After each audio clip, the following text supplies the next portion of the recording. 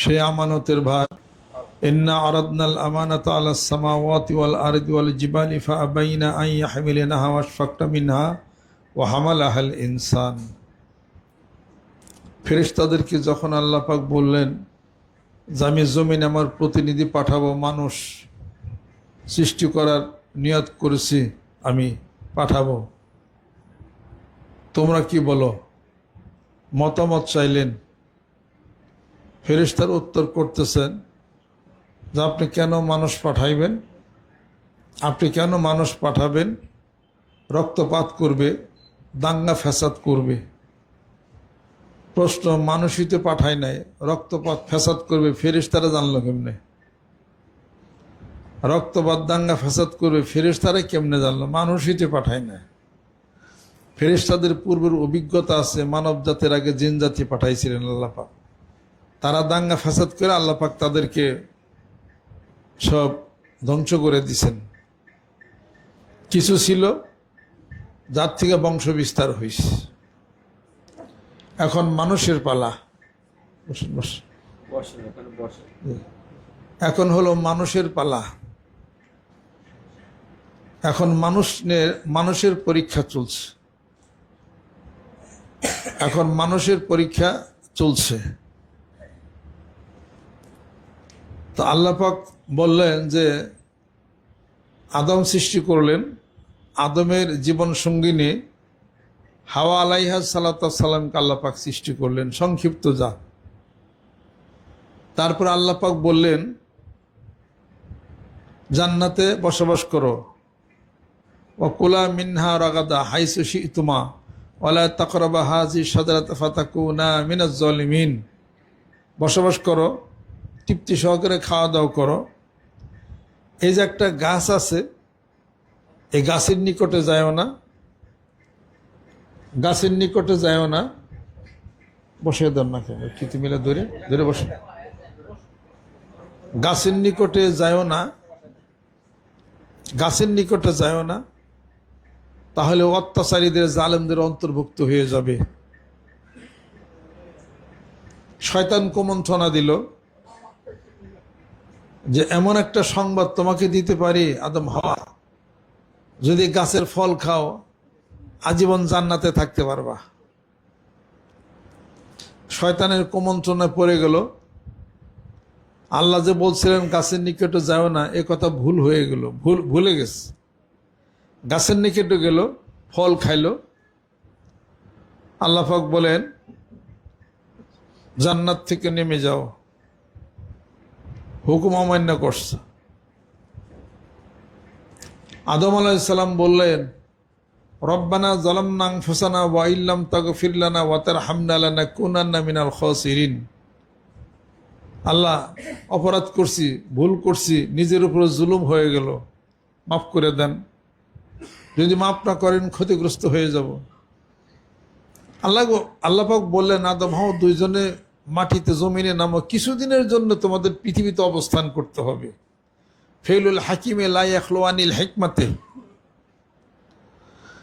আল্লাহ পাকের কাজের হিকমত এই উসিলা করে আদম হাওয়াকে মাটিতে পাঠাবেন, মানুষ আবাদ হবে। সুবহানাল্লাহ। এই হিকমত কার? মহান মাবুদের। তবে আল্লাহ পাক সিস্টেম মতো কাজ করেন। গাছ আল্লাহ সৃষ্টি করছেন, গাছের মধ্যে গন্ধম ফলের আকর্ষণ আল্লাহ পাক দিচ্ছেন। শয়তানও আল্লাহ সৃষ্টি করছেন, শয়তান ধোকা দেওয়ার একটা মৌকাও আল্লাহ পাক করে দিছেন। ধোকার মধ্যে দুইজন পুইরেও গেছে, ভুলও হয়ে গেছে, আবার ক্ষমাও চাইছেন, আল্লাহ মাফও করে দিলেন। এই মানুষটা সব খেলাখেলি পৃথিবীতে শুরু হয়ে গেল। আসা আদম রব্বাহু ফাগাওয়া। এই ঘটনার পরিপ্রেক্ষিতে হযরত মূসা আলাইহিস সালাম আল্লাহ পাকের কাছে বলতেছেন, বনী ইসরাইল সহকারে মূসা আলাইহিস সালামকে তো ফেরাউন বহু জ্বালান জ্বালাইছে, দৌড়াইছে, মেলাই কিছু করছে। ত্যক্ত বিরক্ত হয়ে আল্লাহর কাছে বলতেছে, আল্লাহ, এই যে দুনিয়াতে এসে ভেজাল টেজাল, এটা তো বাবা আদমের জন্যই হয়েছে, অনুমতি দেন, আমি আদম আলাইহিস সালামের সাথে একটু দেখা করতে যাব, কথা বলতে যাব। আল্লাহ অনুমতি দিলেন। হযরত মূসা আলাইহিস সালামকে আসমানে নিয়ে গেলেন। সেখানে দুইজনে কথাবার্তা হয়। মিশকাত শরীফের মধ্যে আপনারা হাদিস শরীফে পাবেন, হযরত মূসা আলাইহিস সালাম বলেন, আল্লাহ পাক আপনাকে গাছের কাছে যাইতে না করছিল, আপনি গেছেন, ফল খেলেন, এই অবস্থা, দুনিয়াতে আসা, পাঠাইলেন, কত কিছু হইল। হযরত আদম আলাইহিস সালাম বলতেছেন যে মূসা, এটা আমার কি দোষ? তুমি কি তৌরাতে লেখা পাও নাই, আসা আদম রব্বাহু ফাগাওয়া? এই যে তকদিরের কথাটা আসে কিভাবে? তুমি কি তাওরাতে লেখা পাও নাই, আসা আদম রব্বাহু ফাগাওয়া, যে আদম আল্লাহ পাকের হুকুম অমান্য করবে, ফাগাওয়া, অতএব পথ হারাইয়া যাবে সে। কথা তো পাইছি, কথা আমার কি দোষ?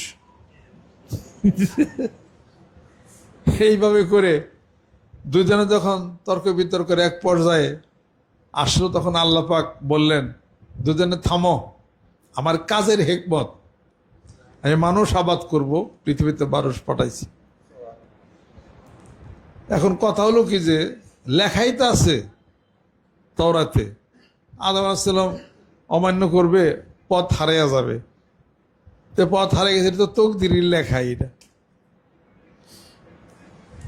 তকদির হলো দুই প্রকার, একটা হলো তকদিরে মুআল্লাক, আর একটা হলো তকদিরে মুবরাম।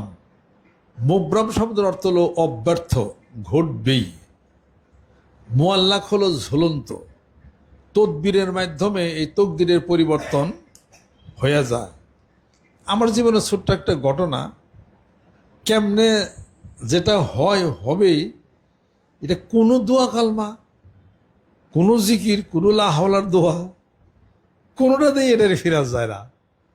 আমার মনে একটাই প্রশ্ন ছিল যে যেটা হবে সেটা তো দোয়ার দ্বারাও ফিরে, কিন্তু হাদিস শরীফের মধ্যে আসছে যেটা ঘটাইবার মুবরাম, ওটা পৃথিবীর কেউ পারবে না, ওটা ঘটেই যাবে। তবে কোনোটা ঘটে না, সেটার উপর হুকুম নাই কোনো, ওটা আল্লাহ পাক ইচ্ছা করলে কোনোটা পরিবর্তন করতে পারেন। তা আমার জীবনে ছোট্ট একটা ঘটনা আমি আপনাদেরকে সেটা বলি। আমার কলাবাগান পুকুরে মাছ ছিল অনেক, তো সেই মাছ বর্ষা মাস পানি আসা শুরু করলো।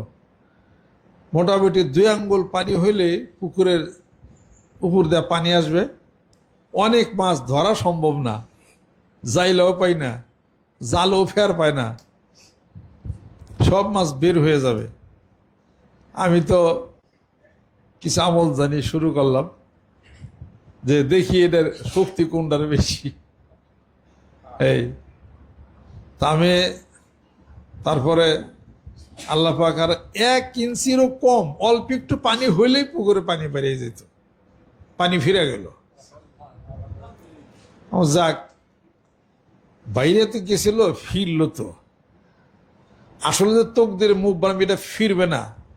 দেখেন তারপরের ঘটনা শোনেন। রাত বেড়ে পুকুরে পাইপ টাইপ দেওয়া হলো, সবকিছু দেওয়া হলো, কলা গাছ কেটে দেওয়া হলো, পানি শুকায় গেল, ফিরে গেল মাছ। আমি স্বপ্নে দেখতেছি কি, তার কয়েকদিন পরে পুকুরের সমস্ত মাছ বাইরে শুকনা ধান খেত আছে না পশ্চিমে, ওই কলা বাগান, ওই ধান খেতের উপর দিয়ে সমস্ত মাছ চলে যেতেছে আইটা। আমাকে আল্লাহ স্বপ্ন দেখলাম, স্বপ্ন তো ঠিকই, স্বপ্ন তো মিথ্যা দেই নাই, কই নেই কেউর কাছে, কইলে তো স্বপ্ন ফইলা যায়। আমাকে পানি ফিরলো, এখন তো পানি নাই, দেখলাম যে সব মাছ চলে গেল গা, এখন মাছ বাইরে যাবো কেমনি? এটা আমার মাথার মধ্যে গেলে ঘুরপাক। আমি তো সারাদিন এটা জল্পনা কল্পনা, অনেক মাছ পুকুর ভরা। এই তারপরে শেষ পর্যন্ত আবার আমল শুরু করলাম, দেনের ফিরাল লাগবো, মাছ দিয়ে জায়গা ধান খাত দিয়া নিশ্চয় করে দুর্ঘটনা ঘটবো। কয়েকদিন মোটামুটি গেল, মাছ তো ভালোই আছে, কোনো সমস্যা নেই।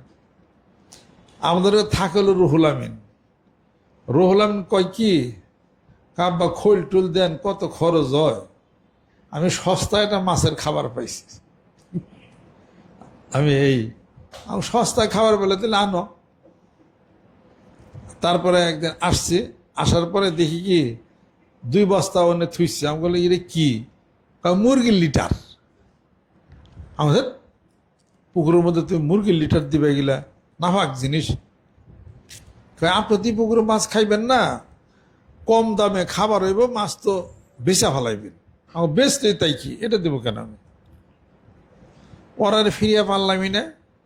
ওই আনছি যখন এক বস্তা দিই, এক বস্তা পুকুরের মধ্যে নামিয়ে দিল। দেওয়ার পরে মাছ যা খাওয়া খাইলো, হাই হাই রে, আমার তো জ্ঞানে ধরতেছে না যে মাছ বাইরে যাবো কেমনে।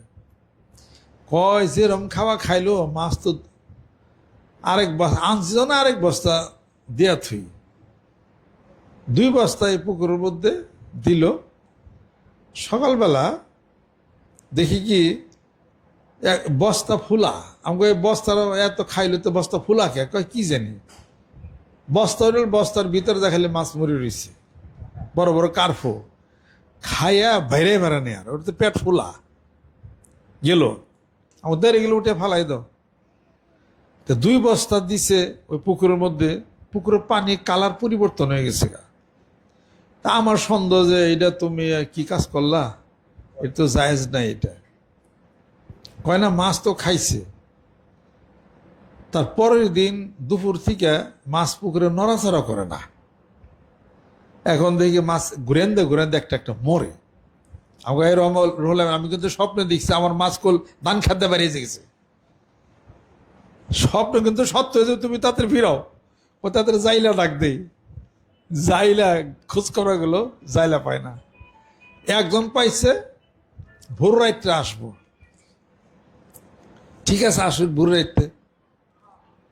সন্ধ্যা আগে আগে দেখি গিয়ে মাগনা ফরাইছি, পুকুর খালি শব্দ হয়। কিন্তু শব্দ কি, এত বড় মাছ ঘুরেন্দে মরতাছে একটা করে। আমাকে যাইলে কোন সময়? কয় তারা ভোর রাইতে আসবো, 4টা-5টার দিকে আসবো। বেশ ভালো কথা। তা আমি আর রাত্রি তার গোলাপ নিয়ে একটু টেনশন করলাম, এত টাকার মাছ। রুহুল আমিনও তো রাত বেরো ঘুমায় নাই। রাত তখন 1:30-2টা বাজে। রুহুল আমিন দেখি শিক্ষার দেশে পড়ছে, আব্বা সর্বনাশ। আমি কি হয়েছে? সারা পুকুর সাদা। রাত 2টার মধ্যে সমস্ত পুকুরের মাছ মইরা একদম সব সাদা হয়ে গেছে। তেলবেড়া ভোর রাইতে জাইলা রায় কি মারো, পরে জাইলা রায় এলো ঠিকই, মাছ সব মরে গেছে। ধান খাদ্যে বেড়েল না, বেড়েছে নাকি? আমার তেলে পরে এখানে বাইরে তেলে পরে এখানে কেউ দিয়ে দাও, দেওয়ারও কোনো কায়দা নেই। সব মাছ মরছে তো মরছে, পয়সা গেছে গা, সিলেও খায় নাই, মাইনসেরে দেওয়া যায় নাই। শেষ পর্যন্ত প্রায় 40 খারি হবে মরা মাছ। 40 খারি কত তেলে? তাজা মাছ তো 70-80 খারি হবে। 40 খারি, 40-50 খারি মাছ। তারপরে বাগানের ওই কোনায় এখন যে গরুর ঘর করাইছে, ওই বিশাল গর্ত করে জাইলা দিয়ে মারিয়া সব মাছ এনে দেওয়া হয়েছে। কত চেষ্টা তদবির করছিলাম, ভাগ্যে থাকে নাই। এটার নাম তকদিরে মুবরাম। ওটা চলেই গেছে। আল্লাহ বলেন আমার হাতে কিছু আমি রাখছি। সাহাবারা এই তকদিরে না আলাপ আলোচনা করতেছিলেন। আল্লাহ নবী এই মিশকাত সুবিধা পাবেন। আল্লাহ নবী সাল্লাল্লাহু আলাইহি ওয়াসাল্লাম আয়েশা খুব রাগ হয়ে গেলেন। রসুলের চেহারার মধ্যে বেদানার দানা যে লাল টকটকা হয়, বেদানার দানার মতো চেহারার মধ্যে ঘাম ঝরতেছিল, বেদানার দানা দেখা যাইতেছিল রাগে। বলে যে তোমরা তকদিরের কথা বাদ দিবা? আগের দিনের বহু মানুষ, বহু জাতি ধ্বংস হয়ে গেছে তকদিরের কথা বলে। চুপ থাকো, তোমার জন্য যা মঙ্গল, তুমি শুধু আল্লাহর কাছে মঙ্গল কামনা করো। কি হবে না হবে আল্লাহ ভালো জানেন। আসা রব্বুনা আন ইউবদিলানা খায়রাম মিনহা ইন্না ইলা রব্বিনা রাগিবুন। আল্লাহ নবী সাল্লাল্লাহু আলাইহি ওয়াসাল্লাম বলেন, আমি কি কষ্ট করিনি? আমার উপর কত অত্যাচার হয় না? এটা সব তকদিরের আমার লেখা, আমি সব মেনে নিছি। এবং আল্লাহ পাক বলেন যে আমি আল্লাহর লিখিত যে তকদিরটা যে মেনে নেবে, তার জন্য প্রকারান্তরে ভালোই হবে। অতএব তকদিরের উপরে আমি আল্লাহর কোনো সময় তোমরা দোষী না। অতএব যার যা কিছু করা হওয়ার বহু আগে হিসাবপত্র। তবে যেটা লেখাতে তার ক্ষতি বিধান হচ্ছে, সে যদি আল্লাহর প্রতি ভরসা না হারায়, আল্লাহর প্রতি খুশি থাকে, তার এই ক্ষতির পরিবর্তে আল্লাহ পাক ভালোটা করে দিবেন। তার ক্ষতি কিছু তার হয়ে যাবে, এটা তকদিরে আল্লাহ পাক লেখছিলেন, মুবরাম, অব্যর্থ। যেমন আমার ক্ষতিটা আমি উদাহরণ দিতেছি, সোজা চেষ্টা করছি, আমি কোনোভাবেই পারি নাই, মাছ রাখতেই পারলাম না, ওনার ভাগ্যের থেকে চলেই গেল। চলে গেছে ঠিক, কিন্তু এই ক্ষতি আল্লাহ পাক কইরেই দিয়েছেন, এটা মুবরাম। তাই বললে তো আমার আল্লাহকে দোষার কিছু নাই, এবং আমি মনে করি যে কোনো কোনো মঙ্গল আমার আছে। তারপরে তার দ্বিগুণ লাভ আল্লাহ পাক আমাকে দিলেন তো।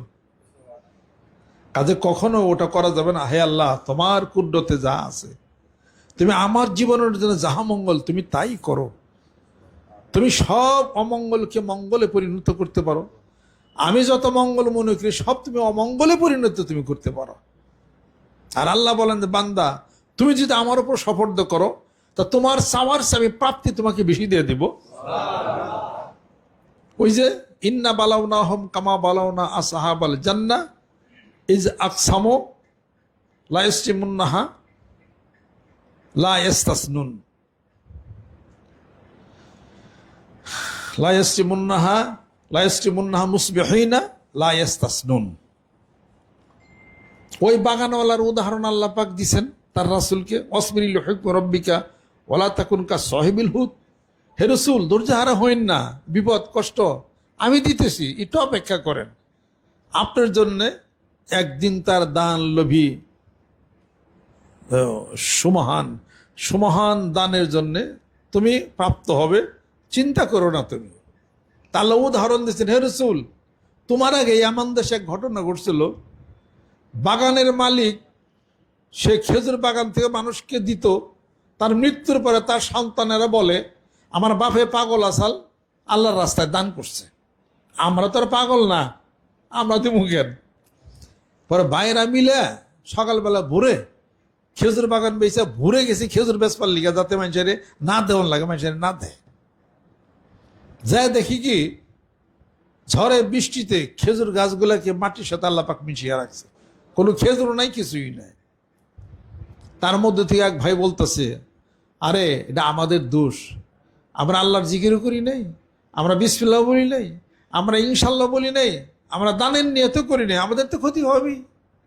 এইবার আবার সেজদাই পরে আল্লাহর কাছে কান্দা শুরু করছে, আল্লাহ এত বড় ক্ষতিটা হইলো, আল্লাহ মাফ করে দাও, আল্লাহ মাফ চাই, ক্ষমা চাই।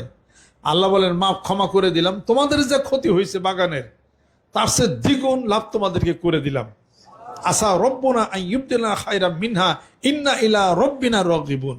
যেরকম সুবহানাল্লাহ, ওর সে উত্তম বাগান আল্লাহ তাদেরকে দিয়েছিলেন, উত্তম লাভ তাদেরকে দিয়েছিলেন, কিন্তু ক্ষতি যা ওইবার তা হয়েছে। আমার যে পুকুরের মাছ যা বাইরে যাইবার ওটা ফিরিয়ে পারি নাই, মুবরাম ওটাও হয়ে গেছে। কিন্তু এর বদলতে আল্লাহ পাক আর অনেক কিছু আমাকে দিছেন, 10 গুণ লাভ আমাকে দিছেন। সুবহানাল্লাহ। আমি কোনো সময় হতবিহ্বল কিছু আমি হইনি। সাইকেল আড়াই গেছে, আল্লাহ কপালে এটা লিখছিলে তুমি, সাইকেলটা আড়াই গেল, এটা একটা কাম করলা তুমি, এটা তোমার এই বিচার, এটা কোন ধরনের কথাই না। আল্লাহ তো মানুষের জন্য ভালো বিচারি করে, আল্লাহ করে এমন জিনিস মানুষ সেটা বুঝি না। সেটা হ্যাঁ, আল্লাহ কি কিছু আছে? ওই বাড়ির গাই মহিলা যাক, ওর 4 কেজি দুধ হয়, ওই বাড়ি গাই মরে যা বদ্ধ করছে, ওর বাড়ি 2 বলদ ছিল, বলদ মরে গেছে। এন কইতেছে আল্লাহ দোয়া করলে ওই বাড়ির গাই মরে যাবেন লিখে, আর আমার বাড়ি বলদ মাল্লা, তুমি গাই আর বলদ কি চিনো না তুমি? কোনটা গাই কোনটা বলদ?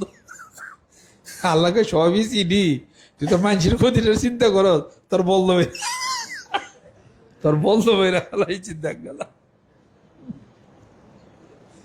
মোট কথা শুনেন, আল্লাহ বান্দারে একটু খেলায়। আপনারা এই খেলাটা বুঝেন না, আমরা এই খেলাটা কিন্তু বুঝি না। আমরা এটা এই বান্দাকে নিয়ে একটু আল্লাহ পাক খেলান, আর কিছু না। মানুষের সন্তুষ্টির মধ্যে জান্নাত, মানুষকে খুশি করেন আল্লাহ খুশি হবে। সৃষ্টির সেবা করেন স্রষ্টা মিলবে, খালকের সেবা করেন খালিক মিলবে। আর নাফু বিল মুসলিমিন ইন্নামা নুতইমুকুম লিওয়াজহিল্লাহি লা নুরিদু মিনকুম জাযাআন ওয়ালা শুকুরা। সুবহানাল্লাহ। কাজে যতই দেখেন মন্দ, যতই দেখেন ক্ষতি, এগুলো সবই হলো আল্লাহর হাতে। এই যে আসাবাত মুসিবতন কলো ইন্না লিল্লাহি ওয়া ইন্না ইলাইহি রাজিউন। আল্লাহ বলে মুসিবত তো আমি দিছি, মুসিবত তো আমি দিছি, মুসিবত তো তোরে আমি নিব, তোরা তো চিন্তা কে। রব্বানা কশিফ আন্নাল আযাবা ইন্না মুমিনুন। পড়ো এটা, আল্লাহুম্মা ইন্নী মাগলুবুন ফান্তাসির। আল্লাহ আমি পরাজিত, অপারগ হয়ে গেছি গা, আল্লাহ সাহায্য করো। আল্লাহ বলে আমার কুদ্রত এত গরিব হয়ে যায়, আমার বান্দা আমার কাছে সাহায্য চায়, এটা আল্লাহ খুশি হন। সুবহানাল্লাহ। আল্লাহর না দোষা আল্লাহর কাছে সাহায্য চাও। ইয়্যাকা না'বুদু ওয়া ইয়্যাকা নাস্তাঈন, তোমার কাছে সাহায্য চাই, তোমারই ইবাদত করি। সুবহানাল্লাহ। তাহলে মুর ঘুরতে সময় লাগে না। আমি তখন হলে থাকি, এক লোক ইউনিভার্সিটি নীলক্ষেত থেকে আমি কিছু ফটোস্টেট করে যাইতেছি, উনি মাথায় টুপি দেখলাম, তারপরে একটা শার্ট পরা, এক হাত নাই, ডাইন না বাম হাত নাই, এক হাত দিয়ে রিক্সা চালা।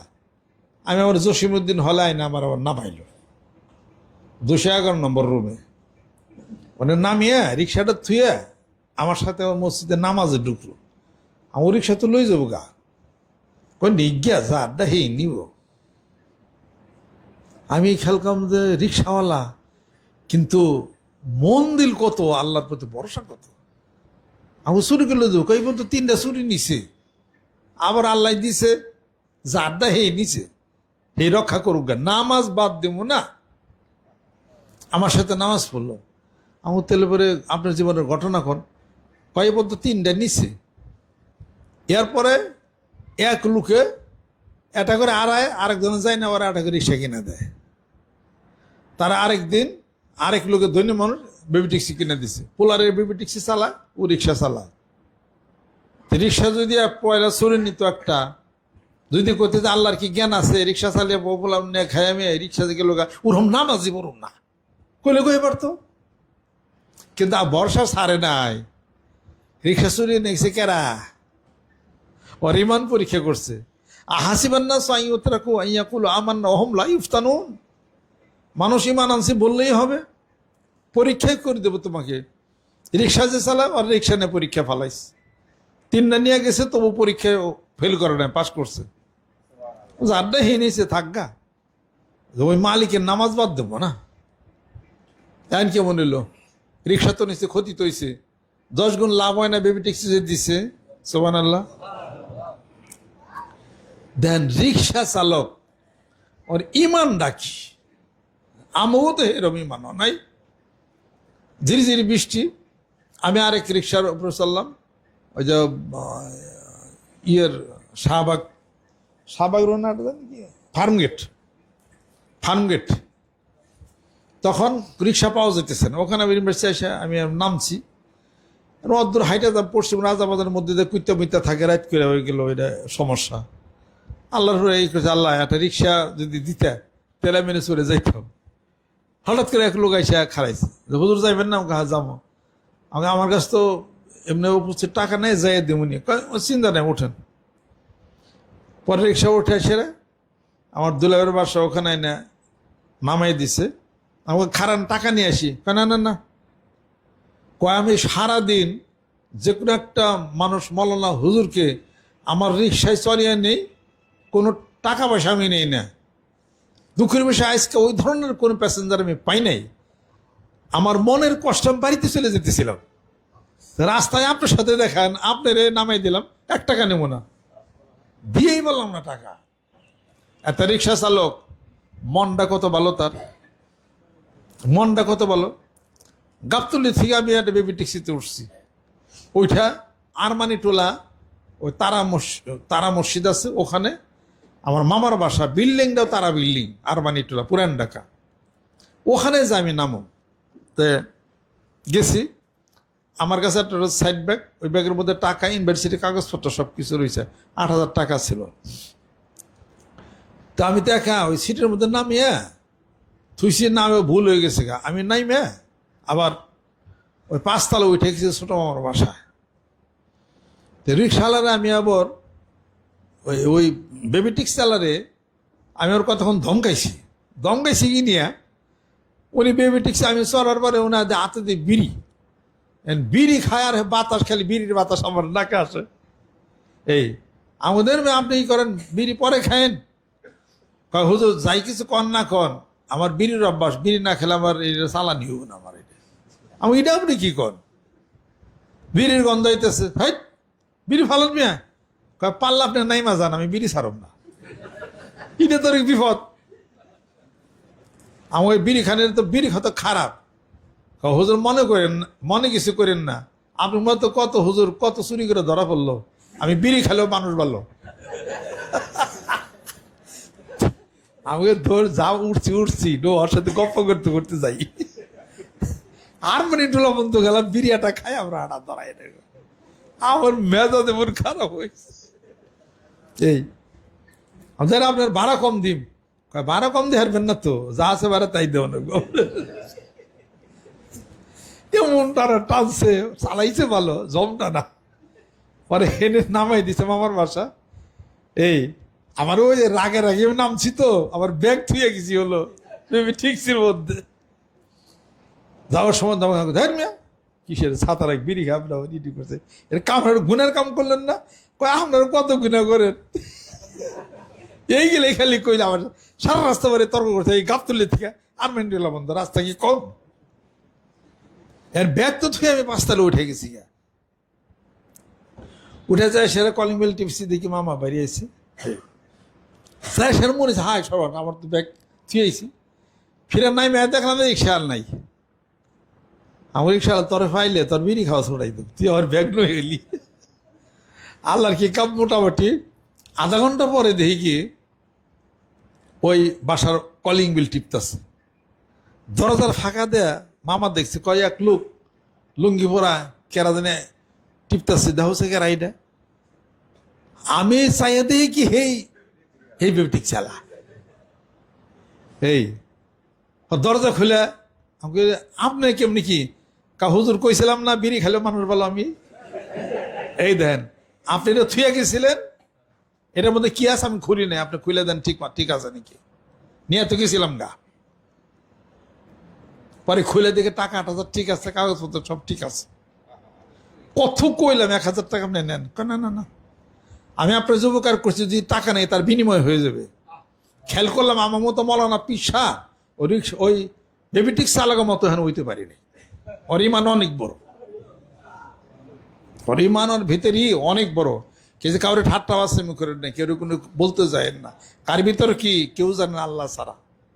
এটা আমার জীবনের ঘটনা। তাতে খন্দকার ফারুক আহমদ কইছিল, রিক্সাওয়ালা বলে কারে তুমি আজ ঘৃণা করো, রিক্সাওয়ালা বলে কারে তুমি আজ ঘৃণা করো, কিষান বলে কেন হেলা করো, শ্রমিক বলে কেন এড়িয়ে চলো, রিক্সাওয়ালা বলে কারে তুমি আজ ঘৃণা করো। এই যে রিক্সাওয়ালা অমুক টুমুক খেনতেন, ঘৃণা করো না, বসে বসে ঘৃণা করো না। সেদিনকে দেখলাম একজনের সারা গ্রাম এলাকা বইরা ওই সাইকেল চালায় ছেলে এর বাড়ির বাস ওর বাড়ির খোটাই দিয়ে নিয়ে এনে ব্রিজ রাস্তাঘাট ঠিক করে, আর কেউ টেহাও দেয় না। ও আবার কি বুঝলো? আরেকজনের হোটেল দিচ্ছে, সারাদিন গরিব বেঞ্চের খাওয়াইতেছে, ও কি বুঝছে? আরেক লোক এর গাছের যত তার কাটা প্যারাক সব উঠাইতেছে, মানে যে উঠাও প্যারাক গাছে গাছের দুঃখ পায় না, উঠে মুঠে হেগনের বেচা গরিব মেশিনে দিতেছে। আর এক লোক আমার এক মুরিদ 25,000 টাকা বেতন পায়, আমাকে বিয়া সিদ্ধি করেন নাই, বিয়া সিদ্ধি করুন কি, আমি আমার নিজের খরচের জন্য আমি রাখি 10,000 টাকা, তারপরে আমার আত্মীয় স্বজন দিই, বাপ মারে দিই, আর যত গরিব মানুষ আছে তাগো দিই। তা আমি বিয়া করে আমার বৌরে মুখী অত বিয়েই করে নেই। হ্যাঁ চাকরি বাসা গরিব মানুষের দেয়, কি বুঝলেন? এমনও মানুষ পৃথিবীর বুকে আছে, এটা মনে রেখে দিন। তারা পীর সাহেব না, তারা মৌলানা না, মৌলানা পীর সাহেবের মেলায় উপরে তারা। কাজে কার ভিতরে কি কে কেমনি কি আল্লাহ পাক কারে কিভাবে গ্রহণ করছে এটা আপনি জানেন, এটা আমরা জানি, এটা গোপন খবর। এটা এরকম বহু ঘটনা ইসলামের ইতিহাসে অনেক কিছু আছে। সুবহানাল্লাহ। আল্লাহ জানি কবুল করে নেন। খালি এটার মধ্যে থাকেন, আল্লাহ আমার জীবনের মঙ্গল করো। আল্লাহ তো শিখিয়ে দিছে, রব্বানা আতিনা ফিদ দুনিয়া হাসানা ওয়া ফিল আখিরাতি হাসানা ওয়া কিনা আযাবান্নার। আল্লাহ দুনিয়াতে মঙ্গল করো, আখিরাতে মঙ্গল করো, জাহান্নামের আগুন থেকে পরিত্রাণ দাও। তোমার জীবনে যা মঙ্গল ঠিক ঘটঘট করে তাই হয়ে যাবে ইনশাআল্লাহ তাআলা। খালি কলবটা আল্লাহর সাথে লাগে আর কাম হয়ে যাবে ইনশাআল্লাহ তাআলা। খেয়াল ঠিক রাখো, বেখেয়াল হইও না। খেয়াল ঠিক রাখলে বসি পাতলে মাছ উঠে পারবা, বেখেয়াল হলে মাছে আদার খাই চলে যাব, পারবা না। খেয়ালটা ঠিক রাখো, ধ্যান খেয়াল নিরিখ ঠিক রাখিস, পারে হয়ে যাবে একবার লাস্টিং সে তল্লে কেউ পারবো না ইনশাআল্লাহ। আল্লাহ পাক যেন কবুল করে নেন, রহমত বরকত করেন। সকলে গায়ে গায়ে ডাইন হাতে ধরে গোনার জন্য তওবা হবে। আপনারা যারা এখানে আসেন একটা কথা খেয়াল করেন, প্রত্যেক মাসে আমাদের এই প্রতিষ্ঠানটা চলতে বিরাট একটা খরচ আমাদের যায়। মেহরবানি করে আব্দুর রহমানের কাছে খাতা আছে, যে যতটুকু পারেন সকলে মিলা চেষ্টা করে এনকার খরচটা চললো আলহামদুলিল্লাহ। কারেন্ট বিল, বিদ্যুৎ বিল, লোকজন থাকে, মেনটেনেন্স 40-50-60 হাজার টাকা প্রতি মাসে এন থেকে যাই। তাও ওই যে আব্দুল্লাহ হাবেশ 3,000 টাকা দিই, 2-3 জন থাকে 500-500 করে টাকা দিই, কিছু না তেমন। তেল এনে গে 2-4-5 হাজার টাকা তেলই কিনা লাগে, কারেন্ট থাকে না, জেনারেটর চলে। আবার যে জেনারেটর ঘরও নষ্ট হয়ে গেছে, নিজেরা মিলে চালান নাকি কন। এটা মনে করে এর একটা খাতা আছে, যারা নিয়ত করে প্রতি মাসে মাসে কিছু আপনারা দেওয়ার চেষ্টা করে সকলে মিলা। আমি তো 8-9 দিনে থাকি, 8-9 দিনই বক্তব্য দিই, জোহরে দিই, আসরে দিই, মাগরিবে দিই। আমার রেলগাড়িতে চলছে আমার এটা। এখানে যে কদিন টাইম দেই ওই কদিন টাইম অন্য একটা জেলা প্রোগ্রাম করে এলে পর তো অনেক মোটা অঙ্কের টাকা আমি পাই।